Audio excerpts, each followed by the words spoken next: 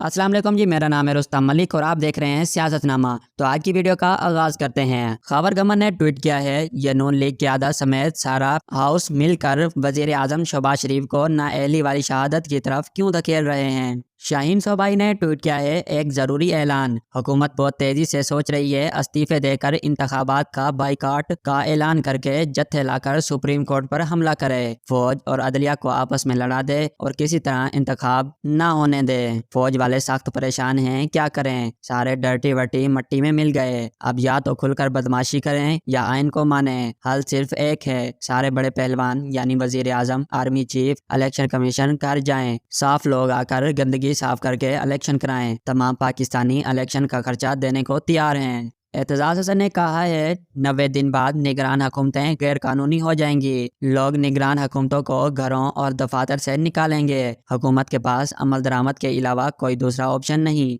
اسلام آباد high court نے کہا ہے، ممنوعہ فنڈنگ کیس میں ایک بھی ثبوت نظر نہیں آیا کہ عارف نقوی کی بھیجی گئی رقم جرم کی رقم تھی۔ ایف آئی آر میں لگائے گئے الزامات کا عمران خان یا طارق شفیع سے تعلق ہی نہیں، عمران خان نے تو کسی ایک بھی بینک دستاویزات پر دستخط نہیں کیے۔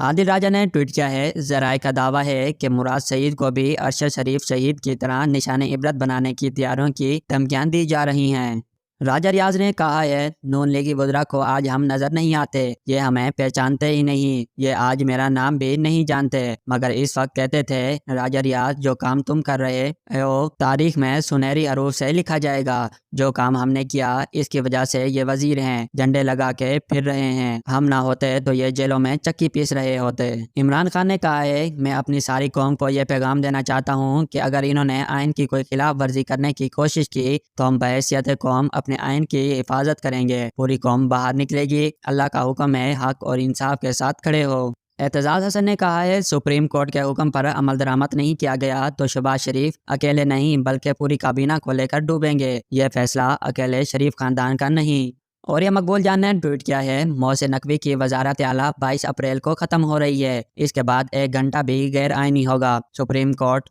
چیف سیکرٹری کو صوبے کا انچارج بنا سکتی ہے، ویسے بھی نگران وزیر اعلیٰ تو نمائشی ہوتا ہے، ایسے میں منصوبے کس کے فیل ہوں گے۔ قاسم گیلانی نے ٹویٹ کیا ہے، پنجاب الیکشن میں صرف 38 دن رہ گئے ہیں اور جنوبی پنجاب کی 97 نشستوں کے لیے امیدواروں کو حتمی شکل دینے کے لیے پیپل پارٹی کے پارلیمانی بورڈ کا اجلاس آج دوپہر 3 بجے ہونے والا ہے۔